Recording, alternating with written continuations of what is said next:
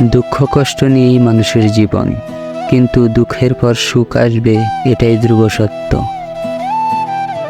ভাগ্য বলে কিছুই নেই, প্রত্যেকের চেষ্টা ও যত্নের উপর তা গড়ে ওঠে। নিন্দা করতে গেলে বাইরে থেকে করা যায়, কিন্তু বিচার করতে গেলে ভিতরে প্রবেশ করতে হয়।